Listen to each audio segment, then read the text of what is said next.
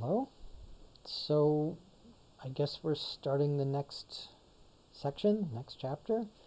And so we're going to define the natural logarithm, and then we're going to take its derivative.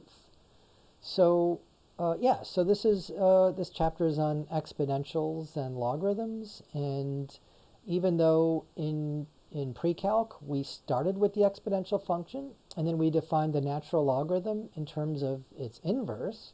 So we will talk about inverses later as well. But in calculus, we are going to start by defining the natural logarithm. And this may not seem familiar at first. Let me try that again. So we're going to make the following definition. So this is going to be the definition of the logarithm. So you remember, we're going to define the natural log, right? So if you remember, if you take log base e of x, this is the same thing as the natural log of x. So this is what we're going to define, and it's going to look like this, right? So the natural log of x will be defined to be the definite integral going from 1 to x of the function 1 over t with respect to t. Okay, so this is taken to be our definition of the natural log function. Obviously not something you've seen before, right? So how do we make sense of this? Well, remember what a definite integral is. It's an area, right? So this is going to be x, this is going to be y. And if we graph the function, actually, I take that back. This is going to be t here, right? This is not going to be x. Yeah, okay, so we have the t-axis and then the y-axis, and the function I guess we're going to be graphing is 1 over t. So, yep, so f of t is 1 over t, and you recognize what that looks like. It looks, well, try to do a little bit better than that.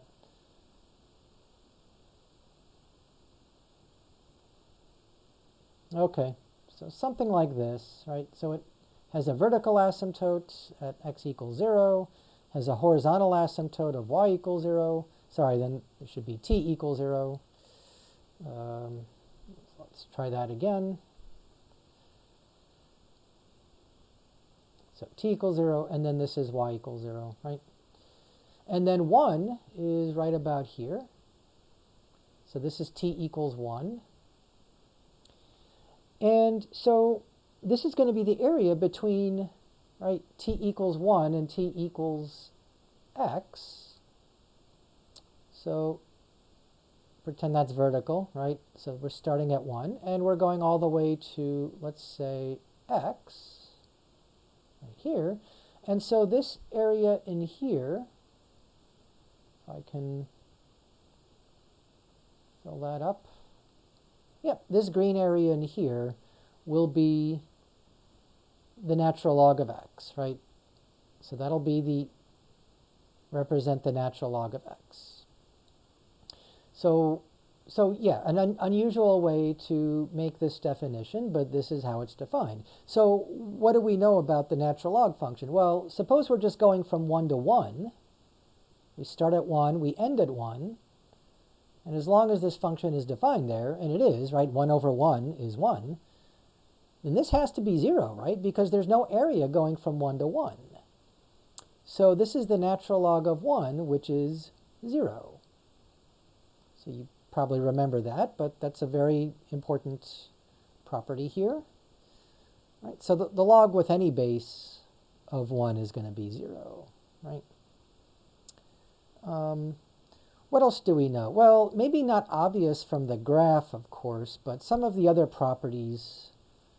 So let me try that here. So some of the other properties of logarithms you might remember So one of them, of course, is just what's the domain. And I should have probably written it here, but we're taking x to be positive. X has to be greater than 0. So that is the domain. We're going from 0 to infinity, but not including 0. So this is undefined at 0. And you can see from the graph that you'll have a vertical asymptote there, right? What about the range? So the range could be any real number, positive or negative.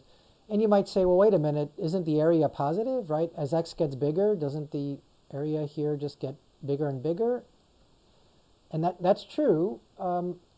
So what happens then when, let's say, x is less than 1? So let's say we're at 1/3 here. So it looks like this area, especially above the x-axis, would be considered positive. However, remember you're going from 1 to 1/3, which is backwards, right? So from 1 to 1/3, you're going right to left, right? So if you want to go left to right, from 1/3 to 1, remember you get a minus sign. So this will actually be negative. And that's why you can get negative numbers here for the logarithm. So for example, the natural log of 1/3, I forgot exactly, but it's something like negative 1.1, right? So this area here will be positive 1.1, but because you're going right to left, it's going to be negative 1.1, right? But if x is positive, like here, then the natural log will be positive. Sorry, if x is bigger than 1, I should say. If x is bigger than 1, then the area will be positive. Then the natural log will be positive. Okay. What else do we remember? Well, actually, this may not be obvious here, but as x gets bigger a little bit here, you get a little bit more area, right?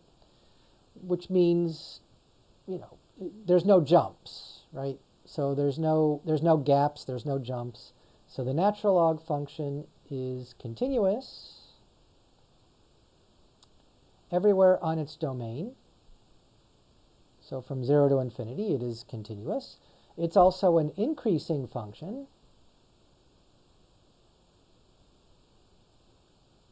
Now, you might think, wait a minute, if I'm going to the right, isn't this getting smaller? No, well, this function is getting smaller, right? But the area is getting bigger. I'm adding more area here, right? The further out to the right I go, I'm adding more area. So the log just gets bigger, right, as I keep going to the right, right? So it is increasing everywhere on its domain. It's also 1 to 1. And again, that may not be obvious from the graph. Although the idea is, right, if you pick two different x's, like say x1 and x2, you get two different areas, so you get two different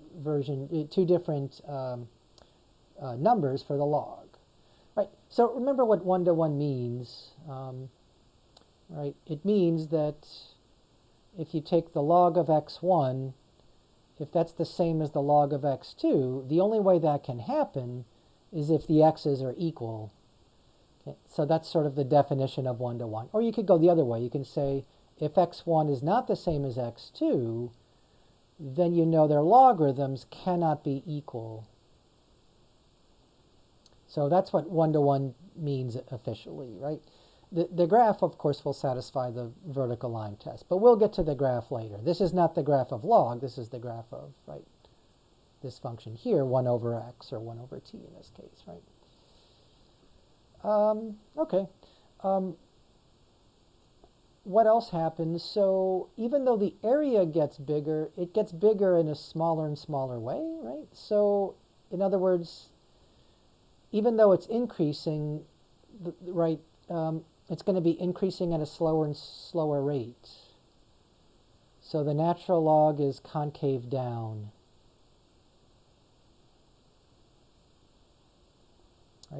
And you know what? Maybe at this point we should just draw the graph of the natural log function. So I'm going to erase some of this so that I have space to do this. Okay, so I hope that got rid of some of the clutter here. So now we can actually graph f of x. Oh, shouldn't put that here.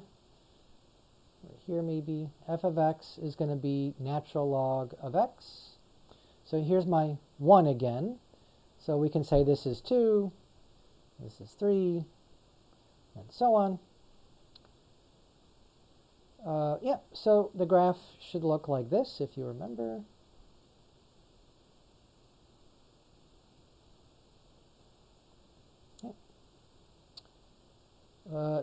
Doesn't turn back on itself, so it's got to keep going down like this. Of course, right, we know x equals 0 is your vertical asymptote.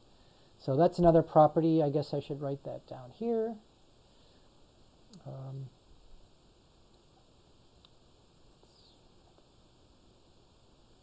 There we go, number 4. So we have x equals 0 is a vertical asymptote.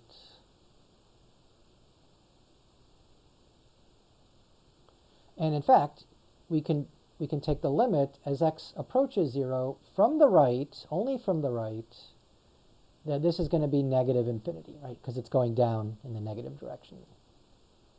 Okay, and yeah, so that you can take that to mean the definition of a vertical asymptote when you're going to positive or negative infinity as x is approaching some value, in this case 0. Right? All right, so back to the graph.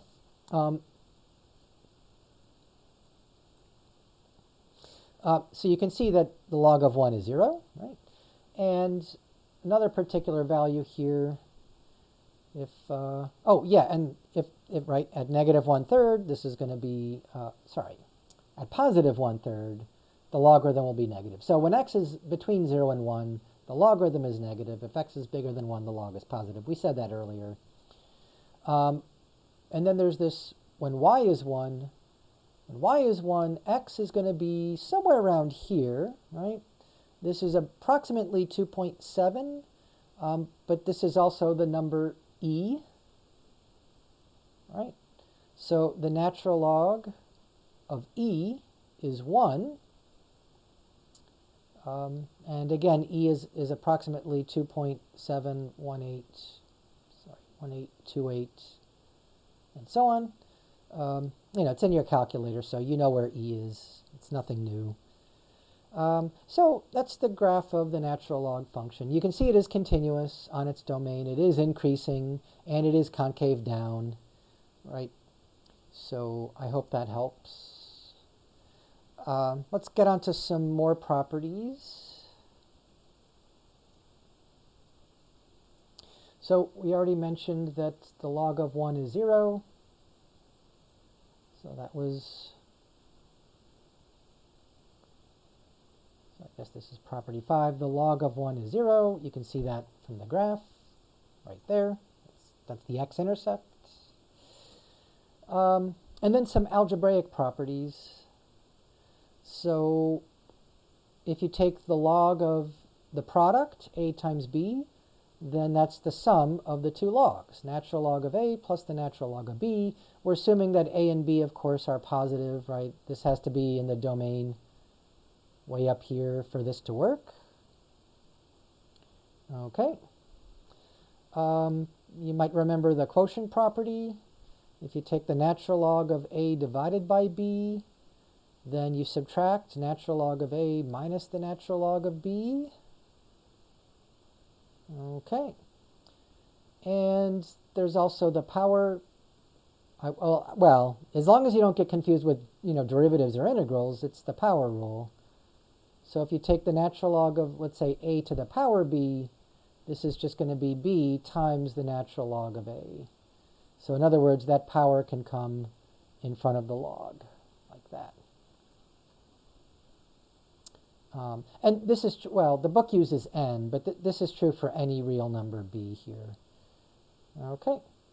And yeah, we already mentioned the log of e is 1, And in fact, in terms of the definition, in terms of the integral up here, right, the natural log of e is just the definite integral from 1 to e of 1 over t dt.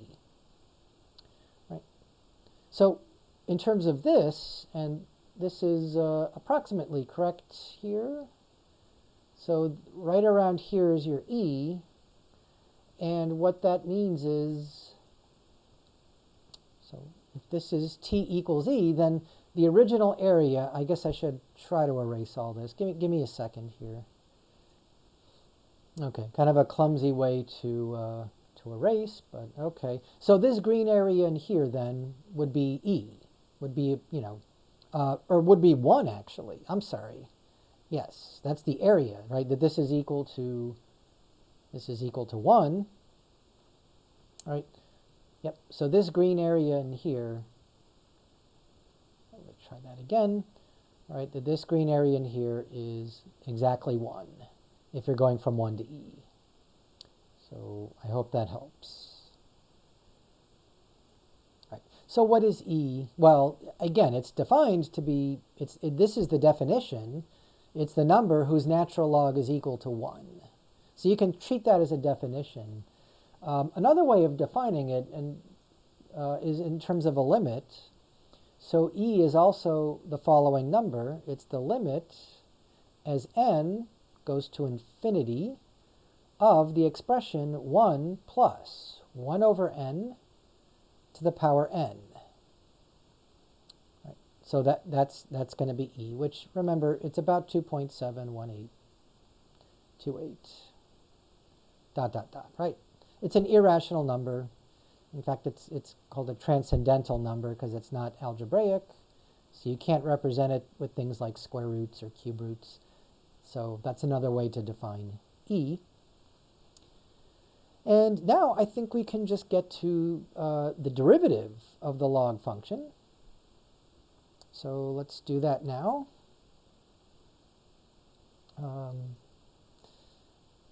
Yeah. So this is theorem, well, let's say 3.5 in the book. Right. So we're going to let u be a differentiable function,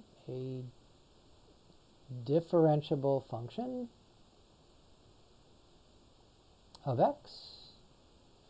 Right. So you can say u is equal to, say, g of x, if you like.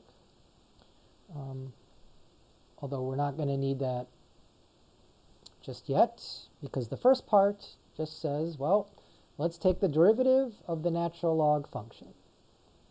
Right. So we can prove this if you want. It turns out to be equal to 1 over x. Okay. The second version is just the chain rule version, which is the one you're probably going to be using way more often. Right? If you take the derivative of the natural log of u, you have 1 over u, of course. But by the chain rule, you have to multiply by the derivative of u. And in some ways, I prefer this version. If you write it as the natural log of g of x, then the derivative of that will be the derivative of g divided by g itself. Okay, so you should convince yourself that these are the same thing. Right, just trade u for g of x. Yeah, so that's it. Again, you should know both, of course. This is the version without the chain rule. This is the version with the chain rule. So let's just get to some examples of taking derivatives. So example 1, suppose we want to take the derivative of the natural log of, let's do x cubed. Okay, so there's a couple of ways we could do this. You know, thinking of it this way, the obvious way is just to use the chain rule, right? Let u be x cubed. Again, we're not doing substitution here, right? We're not doing integrals. We're doing derivatives, right? So chain rule, right? So this is just going to be 1 over x cubed times the derivative of x cubed, which you probably remember. right? The derivative of x cubed is 3x squared, so that's in the numerator. So you just get 3x squared divided by x cubed. And now just to simplify, you just cancel two of the x's, right? Cancel the x squared, and you just get 3 over x. Right? So this is by the chain rule. Right? It's just using one of these, either one.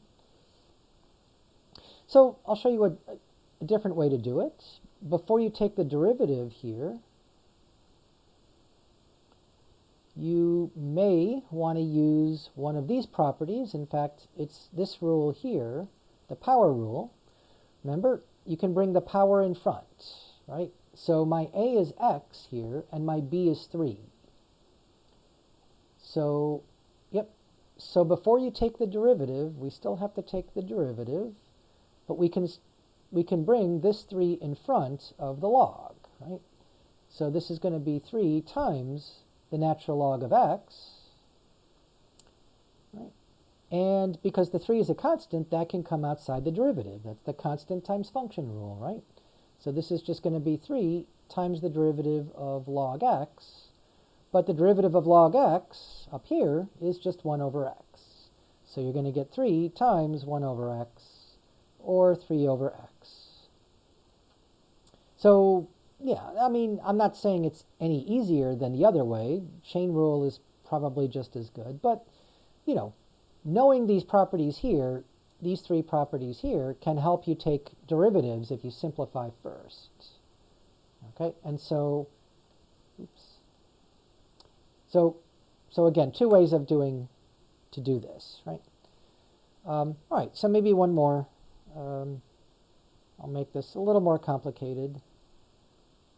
How about we want to take the derivative of natural log of, let's do the square root of 4x minus 9.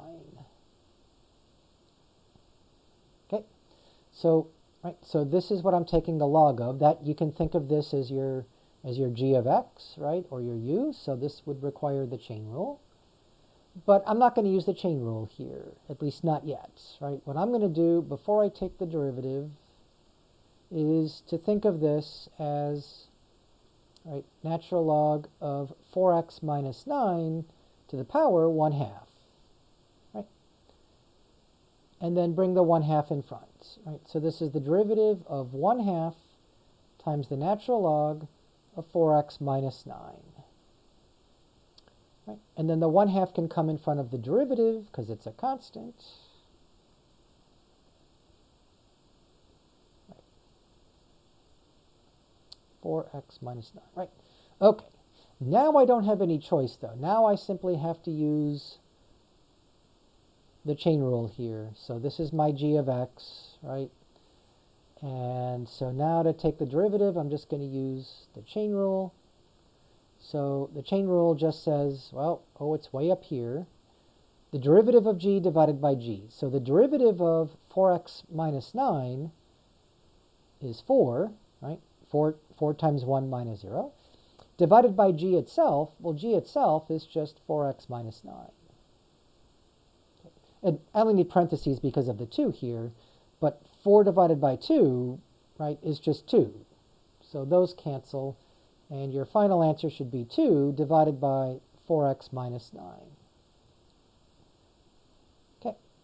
So, yeah, obviously I could have just used g of x to be the entire square root, but then you have to take the derivative of the square root of 4x minus 9, which is not hard, but it's, it's just one extra step here. This is probably the easiest way, but you could do it any way you want. All right.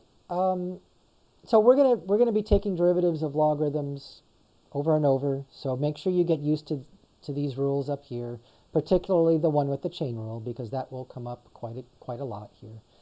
So I want to do another example. This one, though, is not going to be involving a logarithm, at least not initially here. So I guess we're up to example 3. Oh, let me write down the whole thing.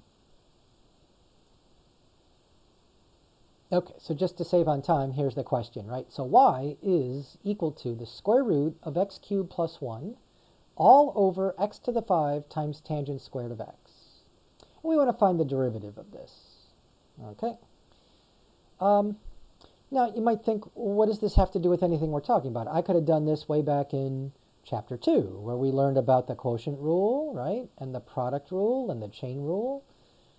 Yeah, so you're welcome to do it that way, but think about what you're going to have to do here, right? Even if you rewrite this a little bit here, you're going to write x cubed plus 1 to the 1/2, right, to use the power rule.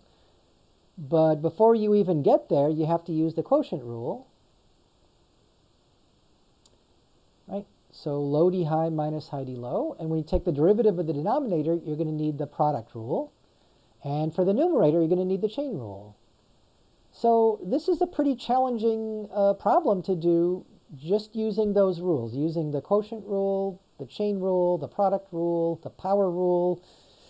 It's a good challenge, right? You should be able to do this, right? Just based on what you know from Chapter 2.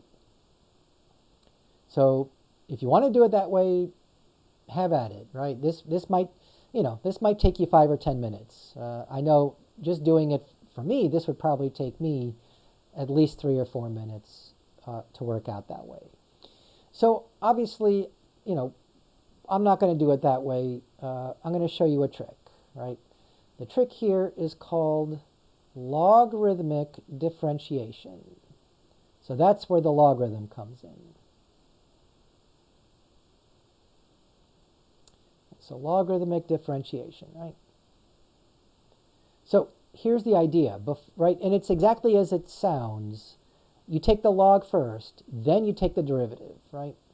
So let's take the log of both sides first. The log of the left side, that has to equal the log of the right side. Just copy all this down again. X to the 5, tangent squared of x. Okay. Right. So yes, you can take the log of both sides, right? In particular because, well, actually it's because the exponential function is 1 to 1, but the log function is also 1 to 1, right? And its inverse is 1 to 1. All right. Now, you might think, well, how does that help? Because I still have to take the derivative, and now I got to take the derivative of both sides. Yeah, so that is the idea. We are going to take the derivative of both sides. In other words, we're going to do implicit differentiation. But that's not going to help here whatsoever, because notice the right side is still a quotient, so we'd still need the quotient rule. In fact, we need the chain rule, the quotient rule, the product rule, another chain rule. Doesn't make it any easier at this stage. Right? So before we take the derivative, let's look at this right side here. This is the log of a quotient, right? So you can think of this as your, right, this is the log of a over b, right? So this is my a, this is my b, right? But what is the log of a over b? I know we did it way up here, right? I'm calling it Rule 7, but it's from way back when, right? So that's the difference of the logs. It's the log of a minus the log of b, right? So all we have to do is write this as the difference of the two logarithms, right? So this is going to be the log of a, where a is x cubed plus 1 to the 1/2 power, minus the log of b, and the log of b is x to the 5 times tangent squared of x. Okay. So how does that help? Well, notice that at this stage here, if we were going to take the derivative right now, and I still think it's too early to do that, but you could, you don't need the quotient rule anymore, right? In the previous step, you had to use the quotient rule. Now you don't. What you're using now is the difference rule, right? Which is just like the sum rule. So personally, I find the sum rule or difference rule a lot easier than the quotient rule. Okay? But let's keep going, right? Remember, this is the log of something to a power here, the power being 1/2. And we've done that one already. That's, that's this rule here. right? So a is going to be, I think it's x cubed plus 1, and b is going to be 1/2. So bringing the, oh, I'm going to be out of space pretty soon, but okay, so bring the 1/2 in front. This is going to be 1/2 times the natural log of x cubed plus 1. Right? And you might think we can do the same thing here, right? Bring the 5 in front. But no, you can't do that yet because it's part of the product, right? If the 5 were on the outside here, then you can bring that all the way in front. But that's not where the 5 is, right? So notice what we're doing here. We're multiplying. And if we multiply, that's the product rule for logs, right? It's simply the log of a plus the log of b. Let me make this tangent squares, just tangent times tangent, right? So notice that there's something wrong here, that this should not be a plus, actually. You have to look at this carefully. This is a very common mistake, but you're subtracting the whole thing here. So this negative sign gets distributed. And since I have space for one more line, let's do that right here.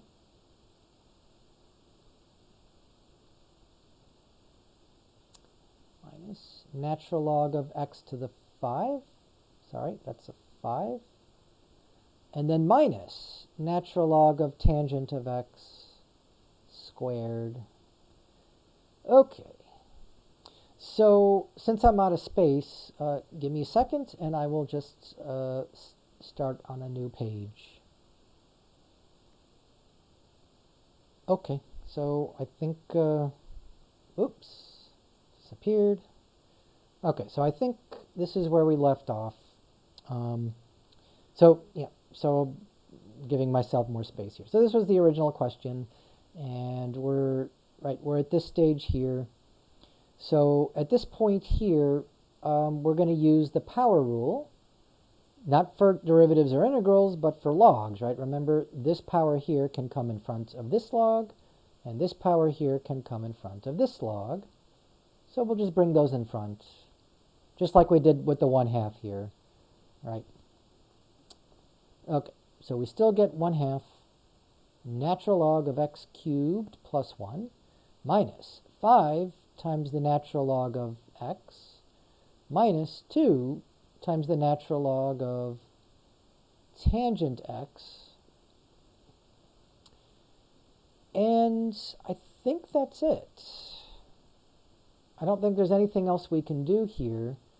One thing, make sure you don't split this up, right? This is not the natural log of x cubed plus the natural log of 1, right? There's no sum rule for logs. It's only products and quotients that you're allowed to split up, right? Okay, so this is all equal to the natural log of y here. So can I squeeze that in here? Natural log of y. All right, well, let me just write it over again then.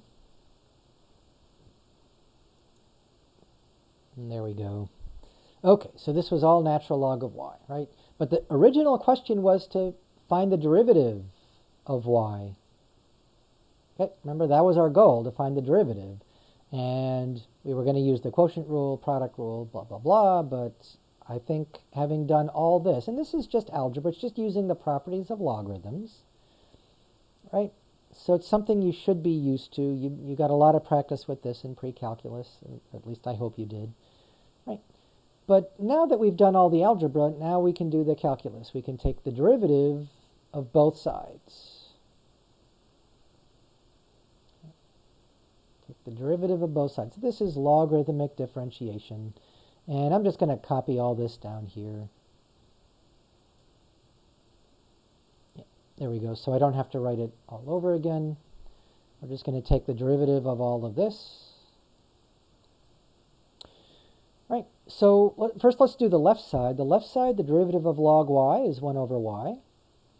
But I hope you don't forget the chain rule. You have to multiply by the derivative of y. In fact, that's what we're looking for. We're looking for this. So eventually, once we figure the right side out, we'll just multiply both sides by y here. So before we do that, let's figure out the left side. So this is a difference rule and another difference rule. And then the constant times function rule. So bring the constant in front. And then we need to take the derivative of log of x cubed plus 1 minus 5 times the derivative of log of x minus 2 times the derivative of log of tangent of x. So I use two rules here, the constant times function rule and the sum rule, which is the same as the difference rule, right? All right, so now I'm stuck taking the derivative of these logs here. So I need the derivative of this thing, I need the derivative of this thing, and I need the derivative of this thing. Well, this middle one here should be the easiest. You should know the derivative of log x is just 1 over x. So, right, so this is minus 5 times 1 over x, or minus 5 over x. Right, that's a 5. Right. But what's this on the left here? So we still have the 1/2 in front, right?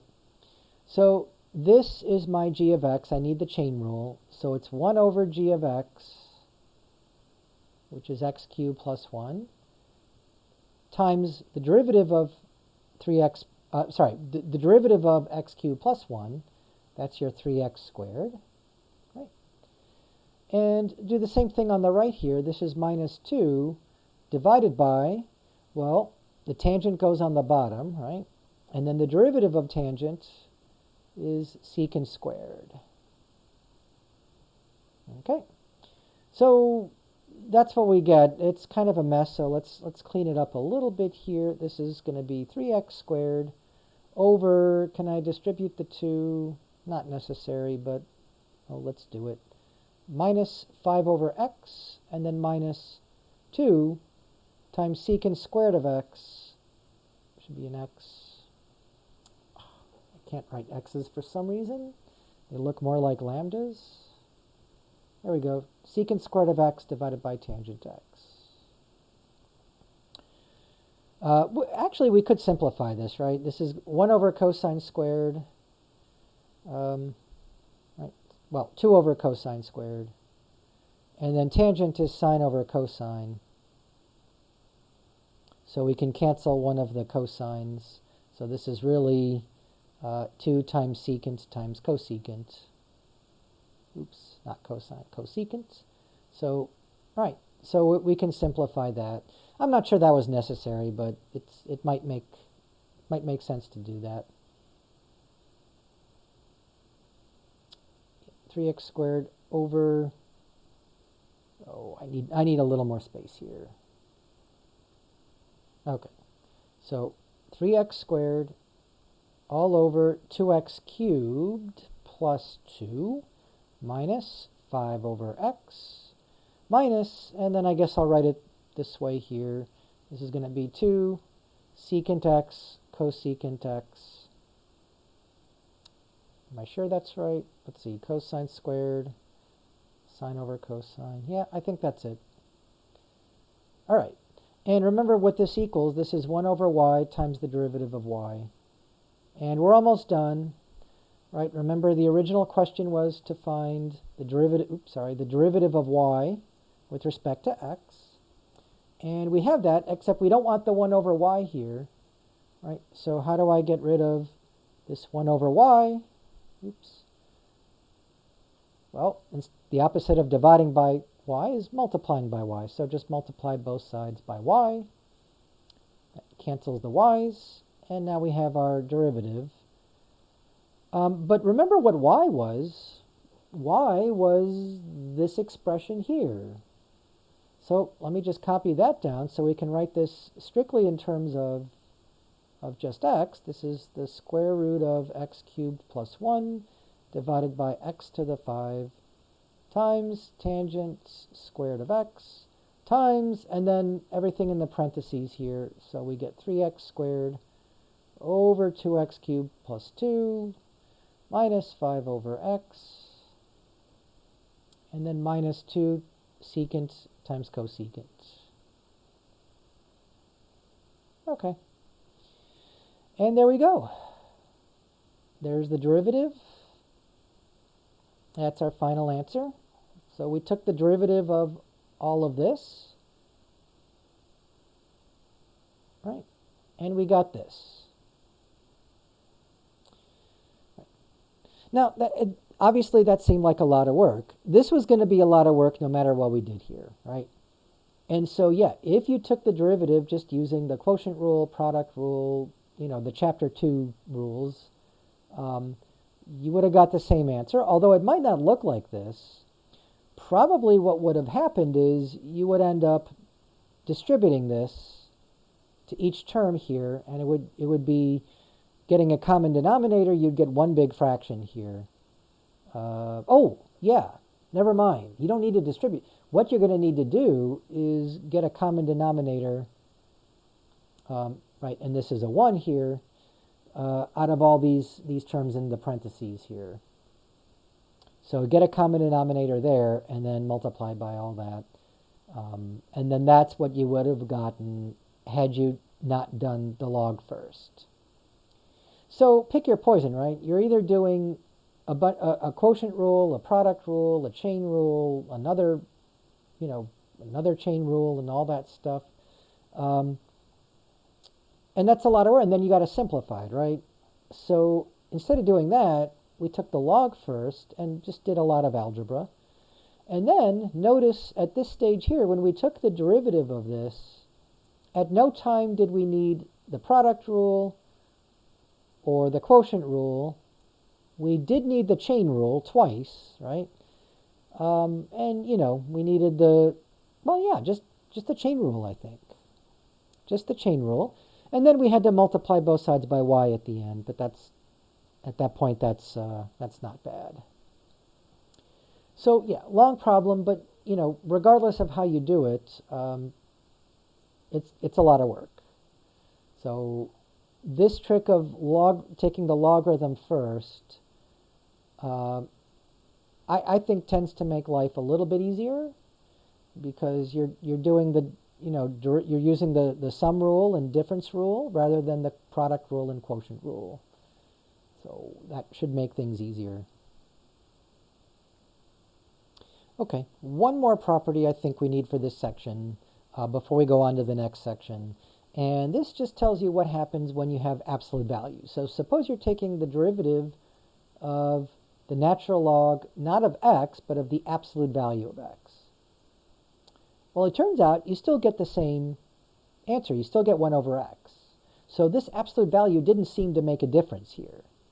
However, there is a very important difference that previously when you took the derivative, and let me remind you, when you took the derivative of just log x, and you got 1 over x, here you have to remember what the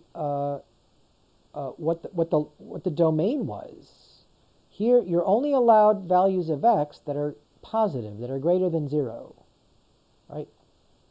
But in this case, x could be positive or negative, right? Because if you have a negative number inside the absolute value, well, it makes it positive. So you're still taking the log of a positive number. The only number that's not allowed here, of course, is still 0. So you still have to make sure that x is not 0, right? Because the log of 0 is undefined. It's a vertical asymptote.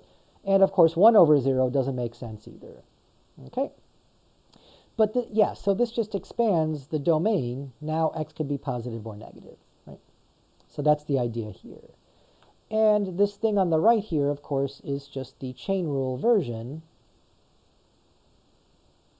of this here on the left. So this just uses the chain rule. So I don't prove enough things here. I'm going to prove this version. Obviously, you can prove this just by using the chain rule. So hang on. Yep. We're going to do a very quick proof here. So we want to take the derivative of, the natural log of absolute value of x. Right? And we're going to do this just by the definition here. We're going to split this into two cases, right? Two cases, right? So case 1 is what happens if x is positive. Well, if x is positive, remember absolute value is just x. If x is greater than or equal to 0, here we can't allow 0. So here we don't get anything new, right? We get that we're still taking the derivative of log x, which of course is just 1 over x, and that's of course to be expected. That was what we were hoping for, right? So that's the easy one here. That's not a problem. Now suppose x is negative, right? And we want to take the derivative of, well, of the natural log of absolute value of x, right? So remember what absolute value of x was.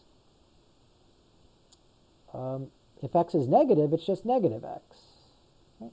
So we're taking the natural log of negative x. Right? Well, we're taking the derivative of that, right? But what's the log of negative x? Well, if you're taking the derivative of it, you might want to use the chain rule here. So this is just going to be 1 over negative x times, by the chain rule, the derivative of negative x. So 1 over negative x is just negative 1 over x, right? And the derivative of negative x is negative 1, and a negative times a negative is positive. So you still get positive 1 over x, right? So that should convince you that whether x is positive or negative, you get 1 over x. Again, the only thing that x cannot be here, of course, is 0. So we talked about that. But positive, negative, you get the same answer. So I hope that helps. Oh, maybe we should do one quick example here. All right, hang on. Okay. Derivative, take the derivative of natural log of absolute value of x squared minus 4x plus 3. Well, just using this rule here, my u, and again, if you're confused about substitution, you might want to call it g of x, right? Is just the x squared minus 4x plus 3, the thing you're taking the absolute value of, right? So this is just going to be, well, the derivative of g divided by g itself, right? That's the same as 1 over u times the derivative of u. Right. So the derivative of g, so the derivative of this, you can do that in your head, right? 2x minus 4. Minus 4. And then g itself is just x squared minus 4x plus 3. Right? And so, yeah, we're not going to worry about where x is positive or negative. This should give you the answer. Oh, I'm just wondering, is there a way to simplify this? And I don't think so. You can factor out a 2 from the numerator, and you can factor the denominator like this, but nothing cancels. So that didn't really help in this case. You could have left it like this. But, in certain cases, for example, if you wanted to set this equal to 0, find the critical numbers and so on, this might be easier. But that wasn't the question here, so we'll leave it at that. And I hope that helps. Again, this is something we're going to use in the next section, so try to remember this. In fact, I'll remind you in the next video, I think.